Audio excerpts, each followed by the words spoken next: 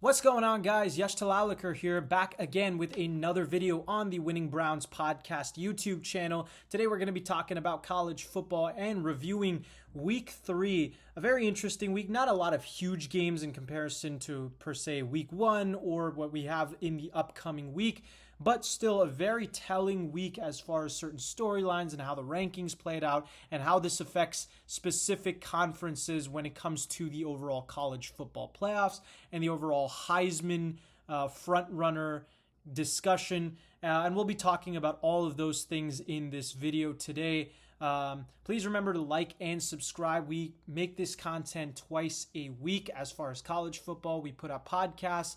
We put out different content all the time. But we love discussing football with y'all, and that is exactly what we're going to be doing today, talking about the rankings and discussing college football. So let's get into it. So going through the rankings this week, we can obviously see not much has changed in the top 10. Florida State moved down 1 because they didn't play. Miami ended up moving up 2 after beating Florida. Penn State and LSU moved down. The major one that moved up into the top 10 was Oklahoma after a big win against Auburn. Now they have 2 ranked wins in the college football standings, against Michigan in week 2 and against Auburn now in week 4. Both dominant defensive performances, and John Mateer continues to show why he's one of the better college football quarterbacks in the entire country. But what really stands out about this Oklahoma team, in my opinion, is just the fact that if you look at the start of their season, they've already made a name for themselves as far as being one of those teams that has potential to go even further and truly make a name for themselves as a number 1 seed within just a few weeks. Obviously, mid-season for Oklahoma is always the Red River Showdown, which is in 3 weeks against Texas in the Cotton Bowl. But after that, the schedule is still very, very tough for Oklahoma. They play 5 straight ranked opponents, including Ole Miss, Tennessee, Alabama, Missouri, and LSU. LSU being the 4th seed, not to mention South Carolina, who has arguably at this current moment the guy who might end up being the number 1 overall pick in this entire 2026 draft class in Lenore Sellers. So they have a gauntlet of a schedule coming up after a win next week against Kent State, which seems very, very likely. Obviously, they're very well favored in that game. But afterwards, you're looking at a 7-seed Oklahoma that can very much just jump up into the top 3. And even from there, then go into the number 1 seed with the schedule they have. I look at Oklahoma right now with the way that LSU has been playing over the last few weeks, the fact that their signature win early on, why they're the number 4 seed, came against a Clemson team who is now 1-3. I look at Oklahoma as truly the front runner of the SEC right now. They're the team to beat, and they're the team that has been really playing the best of any team in the SEC in college football. And overall, I think this is a year that says a lot about the SEC, a conference who obviously they're well known as one of the best, if not the best conference in the entirety of college football, but tend to, at the very least, early on in the season, be very much overrated by media pundits and tend to have 7 or 8 college football teams in the rankings in the top 25. 4 or 5 of them generally are worth being in the rankings. Usually the Alabamas, the Georgias, and the LSUs of the world. In the last few years, it's been Tennessee and Ole Miss in addition.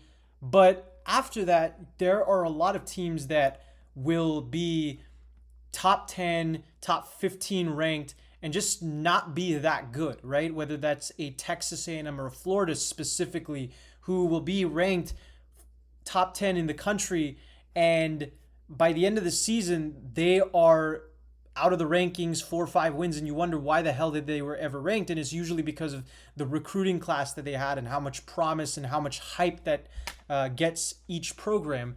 Florida has continued this pattern, but Texas A&M has had their best start to a college football season in a while now. And as far as the expansion that the SEC has had, obviously bringing in Oklahoma and Texas now into the fold, the SEC is obviously now has a lot more competition, having 1, 2, 3, 4, 5 teams in the top 10.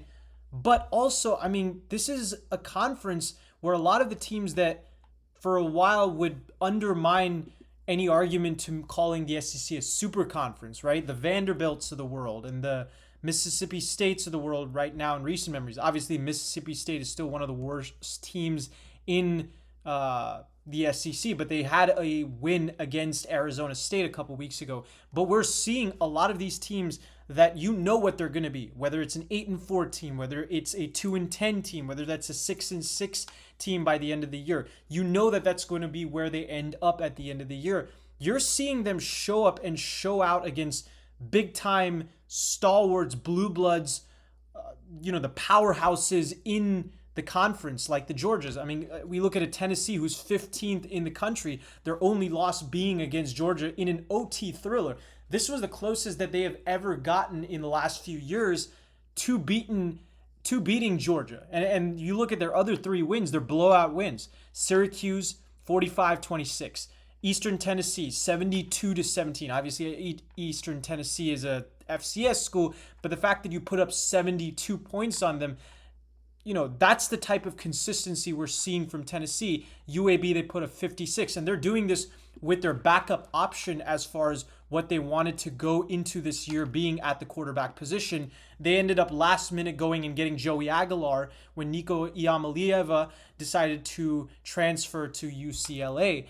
So we're seeing a lot of these SEC teams, and then you go down into the college football rankings and you get a Vanderbilt. You get a Missouri who's had a strong start to the season that compared to 2 years ago, this was a team that had a strong end to the year. Now we're talking about a signature win against South Carolina for what their schedule has been over the past few weeks. A great win against Kansas. And now you get into that stretch that includes Alabama, Vanderbilt, Texas A&M, Oklahoma. Even last year when we had Oklahoma in the conference, Oklahoma was very, very disappointing for what they did even in 2023.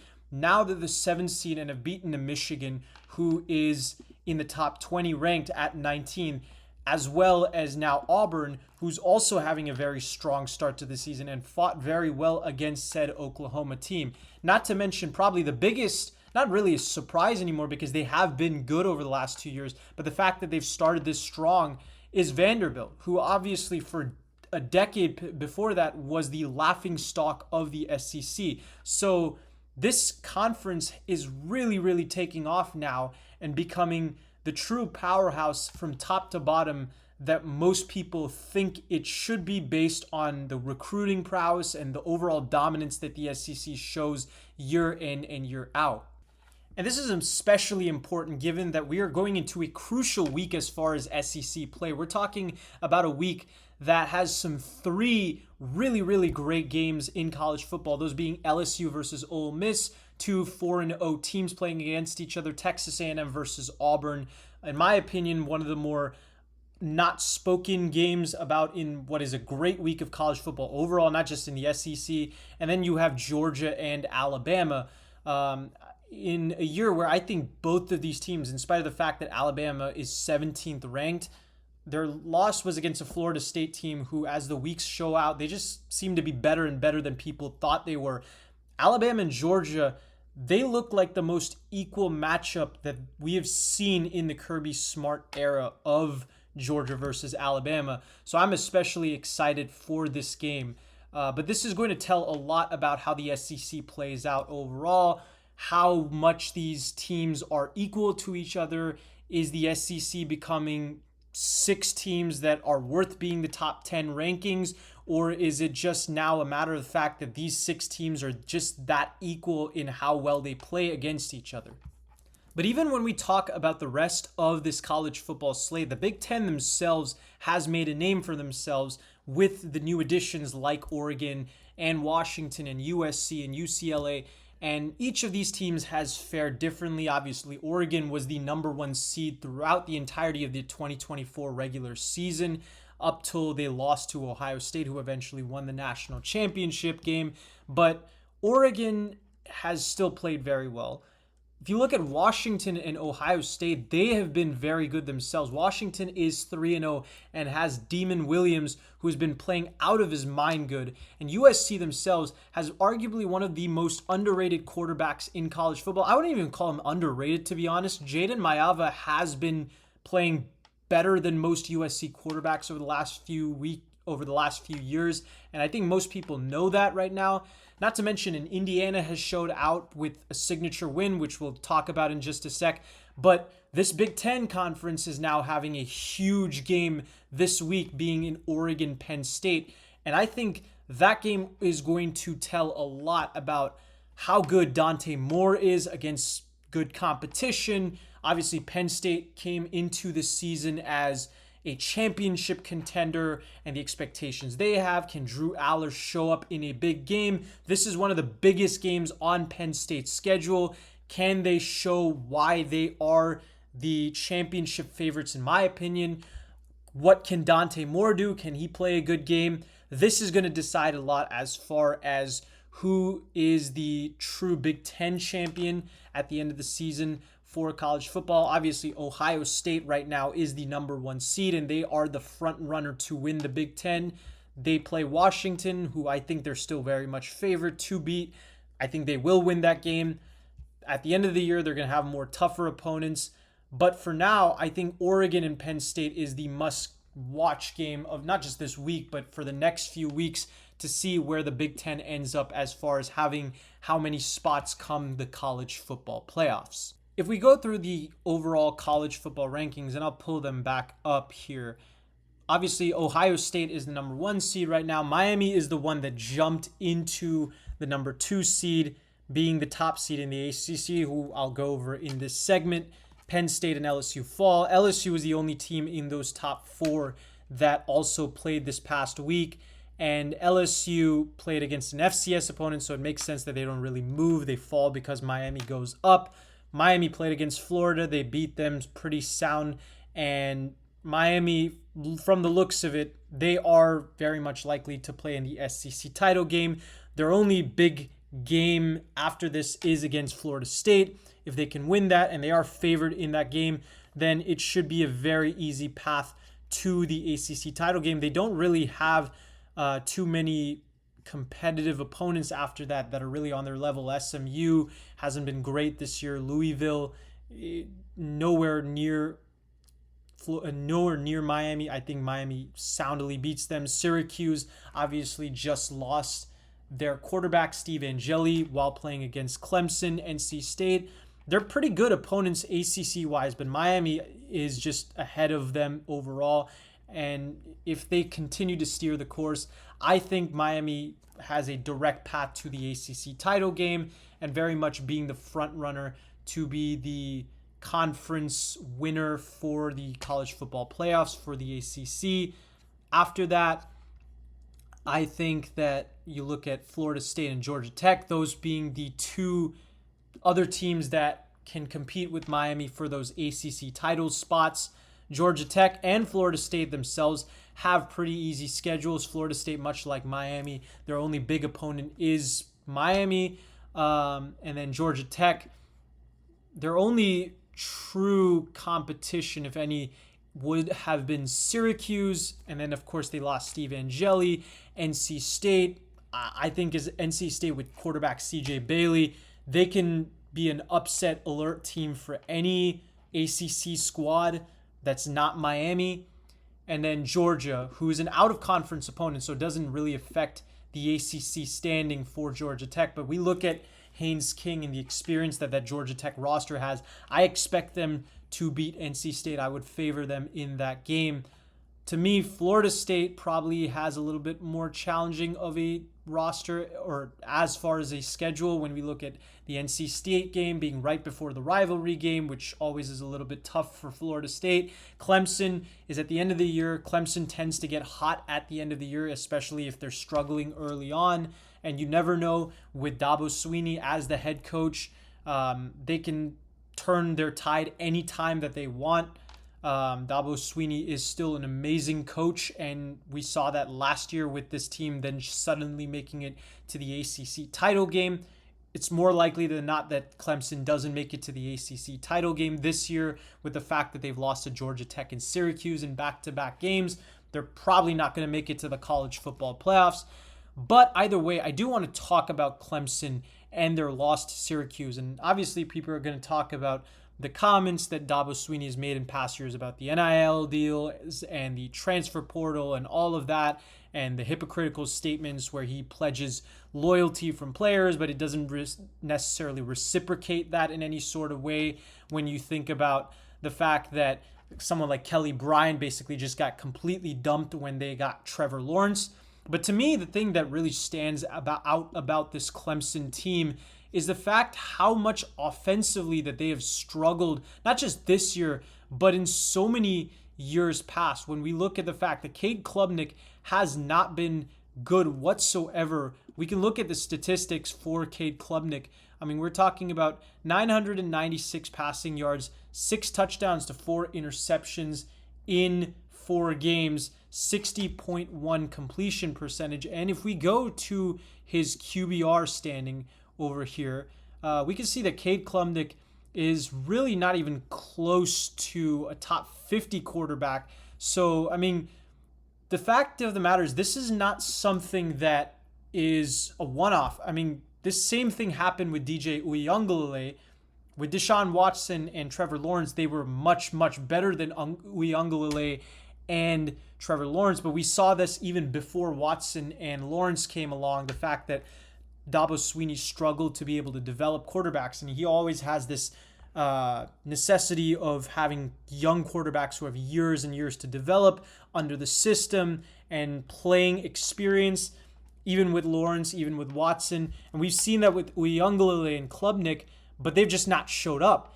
And the thing that really shows me that Dabo Swinney is not really good at hiring coordinators and really relies on them to be that much better on as a college football coach, as well as having good quarterbacks like Watson and Lawrence, which he just doesn't have, right? Brandon Streeter got fired in 2022. They hired Garrett Riley, who was the offensive coordinator of TCU, who had just made the national championship. And Garrett Riley has struggled to get Cade Klubnik to be the same quarterback that you would have expected, maybe not to be Trevor Lawrence or Watson, but to at least be that friend or that program quarterback for Clemson. And he has just been everything except that.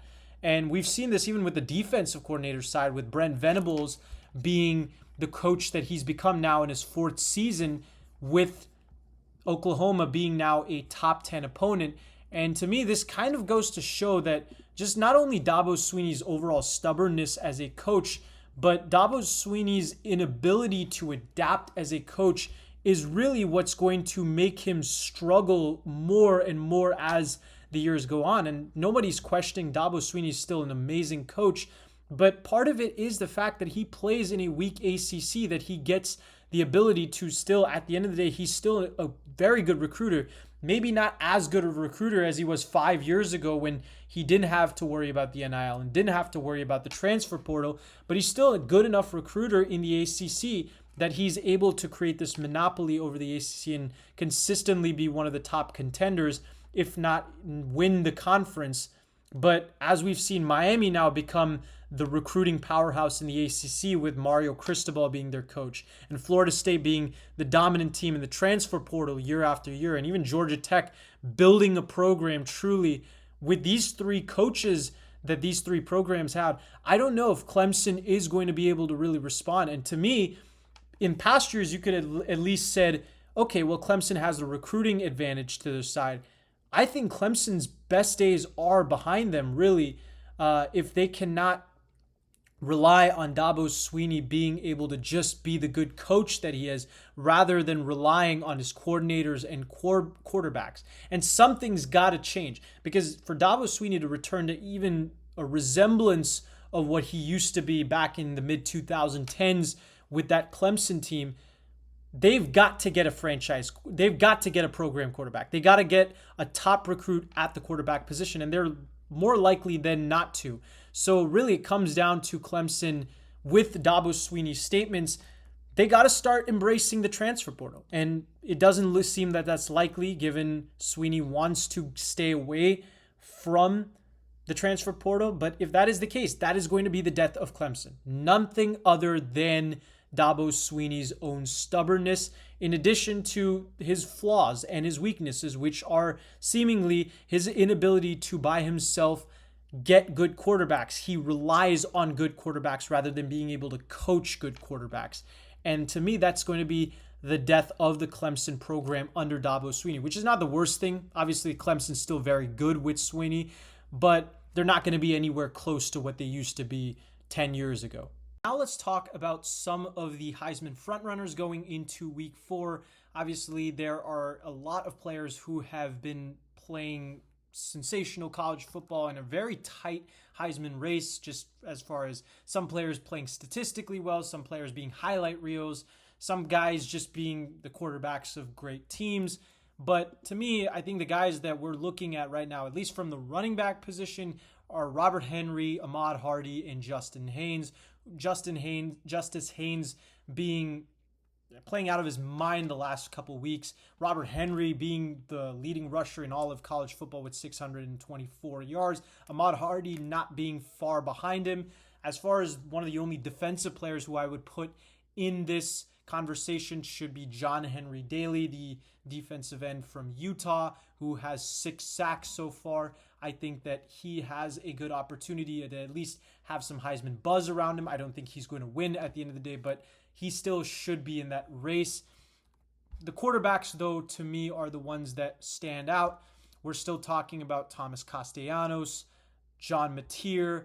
At this point, I'm going to mention Fernando Mendoza, the only quarterback with 14 touchdowns in all of college football. 14 touchdowns to 0 interceptions. Incredible touchdown to interception ratio. 975 passing yards. He's 11th in the country in QBR. Definitely with the dominant performance that Indiana had against Illinois. A shocking performance at that. Just shutting and destroying Illinois' very strong defense completely.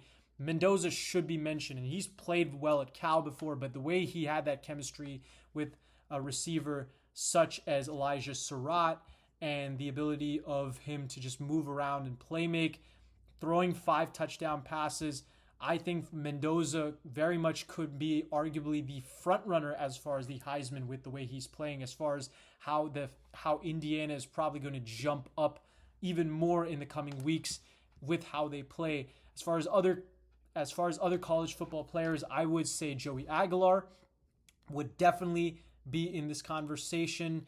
I would also mention the TCU quarterback. Why am I blanking on his name? I will say his name in a sec. I cannot remember.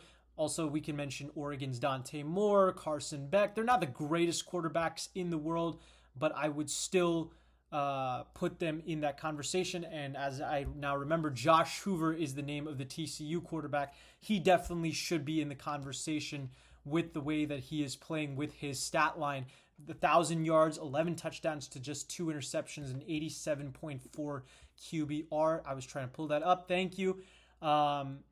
We also got a few guys who I think are going under the radar. A couple former Pac-12 quarterbacks, and I mean Pac-12 teams, not actual Pac-12 quarterbacks, because they didn't actually play in the Pac-12 ever. But Demon Williams and Jaden Maiava, to me, are the 2 most dominant quarterbacks so far in college football. Obviously, they've been playing lesser opponents. We will get to see how Maiava plays against Illinois this coming week. And if he plays well against that Illinois defense, I would be screaming out for some Heisman hype on him. He has been playing exceptional football for USC against some not great opponents, but still I would definitely at least put him on Heisman watch. I would definitely say that USC-Illinois game is going to be interesting as far as the Heisman race. And then, of course, Demon Williams has his game against Ohio State this week. If he plays well enough to get Washington to somehow upset Ohio State, he will definitely at that point be in the Heisman conversation. But to me, the big front runners are Mendoza, Aguilar, to a degree, Gunnar Stockton from Georgia, but I wouldn't really put him. He, to me, is on more on the outskirts of that conversation. Vanderbilt quarterback Diego Pavia has been playing superb. I would say Thomas Castellanos, John Mateer, and then Maeva and Demon Williams are my two fringe Heisman candidates as far as just the quarterbacks go. Shout out to Garrett Nussmeier.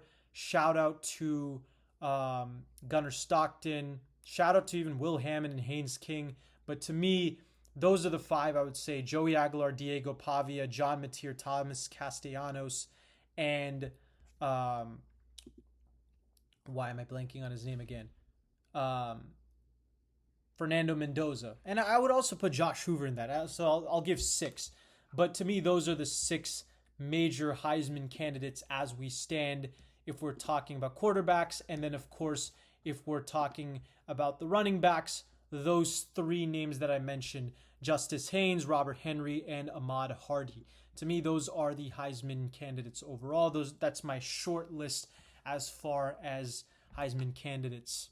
But let me know what you guys think in the comments section. Do you guys agree with my takes or not? But we will be back on Thursday previewing what comes in week 5, an exciting week 5 ahead of us as far as college football. And we will be predicting every single game for every single conference. Make sure to like and subscribe and follow for more. And we'll see you next time.